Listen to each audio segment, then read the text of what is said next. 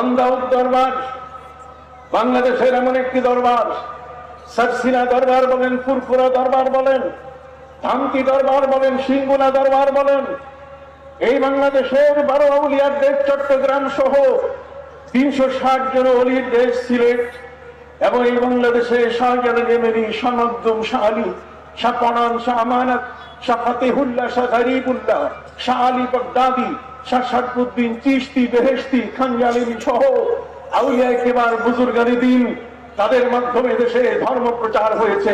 এই জমিন চাষ করেছেন তারা। তোমরা এই জমিনে কোন গাছ বপন করার চেষ্টা করো না, এরা কিন্তু গাছ উপড়ে ফেলবে। জোরে বলেন, এরা কি গাছ উপড়ে ফেলবে? এদেশের ওলিরা, এই উপমহাদেশের ওলিরা, তারা প্রত্যেকেই মুজাহিদে আজম। হযরত সৈয়দ আহমদ বেরলভী রহমতুল্লাহ আলাইহি শুধু হাতের মধ্যে তসবিহ রাখেন নাই, তিনি সাথে সাথে তরবারি হাতে নিয়ে সেই বালাকোটের যুদ্ধে শিখদের বিরুদ্ধে নেমে পড়েছিলেন। কল্লা চলে গেছে, তাতে কি হয়েছে? ইসলামকে রক্ষা করার জন্য জীবন দিতে হবে। সাহাবায়ে কেরাম, প্রিয় নবী সাল্লাল্লাহু আলাইহি ওয়াসাল্লাম সে আদর্শ দেখিয়ে গেছে। এই জন্য আমাদের এই দরবারগুলোতে দুই ধরনের স্পিরিট থাকে।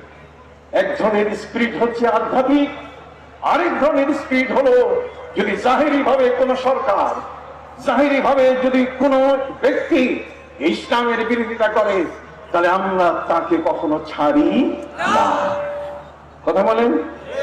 একদিক থেকে তার বিরুদ্ধে যা করা দরকার, আন্দোলন বলেন, সংগ্রাম বলেন, আমরা যেমন এটা করতে পিছাই না, ঠিক অনুরূপ ভাবে আধ্যাত্মিক ভাবে আমরা তাদের থেকে এক অলৌকিক শক্তিতে নিজেকে রূপান্তরিত করি।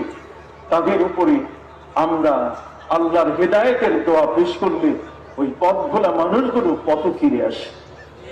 কথা বলেন?